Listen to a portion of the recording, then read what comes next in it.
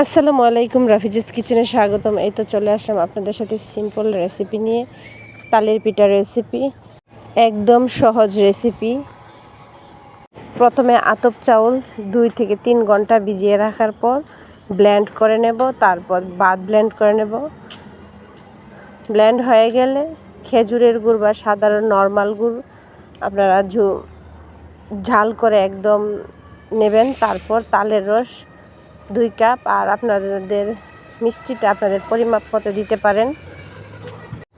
তারপর দিয়ে দেব স্বাদ মতো লবণ, নারকেলের গুঁড়ো দিয়ে ভালো করে হাতে মাখিয়ে নেব। অনেকটা সময় নিয়ে তালের রস আর গুড়, চাউলের যে আটাটা করে নিয়েছি সেই আটাটাকে ভালো করে মাখিয়ে নেবেন। যত বেশি মতে নেবেন তত ভালো। তারপর আমি অনেকক্ষণ সময় নিয়ে ভালো করে মতে নিয়েছি।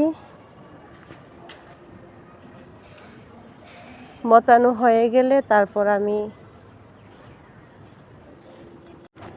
একটা চামচ নিয়ে নেব। আপনি যে আকার দিয়ে তৈরি করার ইচ্ছে সে আকারই করতে পারবেন। আমি গোল গোল করে নেব, ছোট বড় করা যাবে, কিন্তু আমি মিডিয়াম সাইজ করে নেব। সেজন্য চুলার মধ্যে কড়াইতে তেল দিয়ে গরম করতে বসিয়ে দিয়েছিলাম। গরম হয়ে গেলে একে একে আমি পিঠাগুলো দিয়ে দেব। যেহেতু ভিজানো চাউল দিয়ে আমি করতেছি, একটু সাবধানে থাকতে হবে। আমি তার মধ্যে কোনো বেকিং পাউডার, সোডা কোনো কিছু দিইনি। ভিজানো চাউল আর আটা না দিয়ে আটার পরিবর্তে আমি ভাত দিয়েছি। ভাত ব্লেন্ডার করে দিলে অনেক সফট হয়, আর এমনিতে তালের পিঠা কিন্তু এমনিতেই সফট হয়, আবার ভাত দিলে আরও অনেক সফট হয়। তারপর এই তো একটা হয়ে গেল। তারপর আমি এভাবে উঠিয়ে নেব।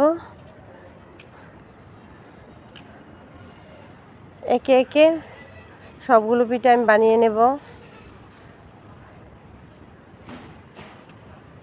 তালের পিঠা খাইতে যেমন মজা, তাল কিন্তু নিতে অনেক সহজ। সেই জন্য তালের সময় এই সিজনালি ফলগুলো দিয়ে যদি আমরা পিঠা বা বিকেলের নাস্তা তৈরি করে বানায় বাচ্চাদেরকে দিয়ে, বাচ্চারাও কিন্তু অনেক খুশি হয়ে যায়।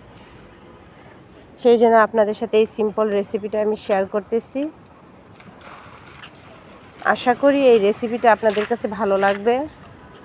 আমার রেসিপিটা যদি আপনাদের কাছে ভালো লেগে থাকে অবশ্যই বাসায় এই রেসিপিটা ট্রাই করবেন, এবং বেশি বেশি করে এই সিজনের তালের পিঠা বাচ্চাদেরকে খাওয়াবেন। সবাই ভালো থাকবেন, সুস্থ থাকবেন, চ্যানেলটিকে সাবস্ক্রাইব করবেন।